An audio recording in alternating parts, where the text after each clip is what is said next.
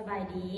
มื้อนี้มาพบกับคุณน้ำซึ่งคุณน้ำจะพาพวกหลานมาเรียนวิชาคณิตศาสตร์เนาะอยู่ในนี้บทเรียนของเขาแม้นจบบทที่9กำลังจะเข้าบทที่10แล้วเป็นบ่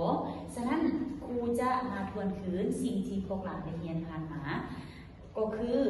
การคิดไล่เลขส่วนเพราะว่าอยู่ในบทที่10แม่นเฮาจะไปคิดไล่เลขส่วนที่มีพูดต่างกันฉะนั้นจำเป็นที่ในครูจะต้องมาทวนคืนการคิดไล่เลขส่วนแบบง่ายๆอยู่ในชั้นป .3 ก่อนเนาะก็คืออยู่ในนี้ถ้าว่าเลขส่วนเราจะคิดไล่เท่าใดเราต้องสังเกตเบิ่งอย่างเบิ่งพูดของมันแม่นบ่ถ้าว่าพูดคือกันแล้วเป็นการบวกเราก็เพียงแต่เอาจำนวนพูดรวมเข้ากันแล้วก็รักษาพูดไว้แล้วก็การลบก็เช่นกันเราก็มีแต่เบิ่งเครื่องหมายลบเอาจำนวนพูดลบกันแล้วก็รักษาพูดไว้เนาะตัวอย่าง2ส่วน8บวก5ส่วน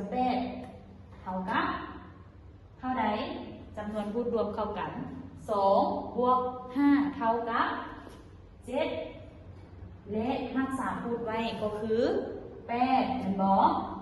ฉะนั้นเราจะได้คำตอบของข้อนี้เป็น7ส่วน8เนาะแล้วก็การลบก็เช่นเดียวกันเท่ากับ6ส่วน7ลบ3ส่วน7เราก็เพียงแต่เอา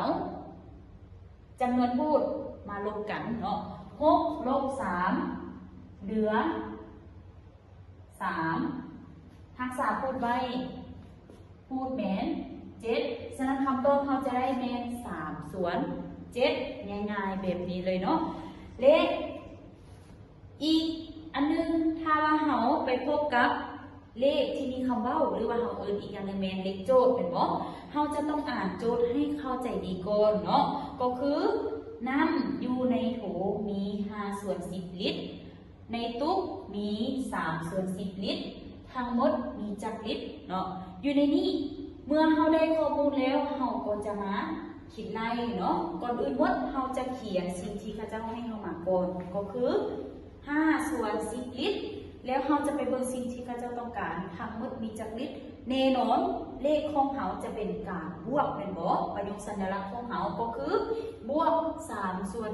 10หลังจากนั้นเราเขียนข้อมูลที่เขาเจ้าให้มาแล้วเราก็จะสังเกตเบิ่งพูดคือเก่าอยู่ในนี้พูดคือกันเราก็เพียงแต่เอาจำนวนพูดมารวมเข้ากันคือแบบข้อที่ในครูได้สอนไปข้างถึงเลยเนาะเราจะได้5ส่วน10บวก3ส่วน10เอาในนั้นจำนวนพูดรวมเข้ากัน5บวก3เท่ากับ8รักษาพูดไว้ก็คือ10เราจะได้คำตอบเป็น8ส่วน10เนาะแล้วก็อยู่ในนี้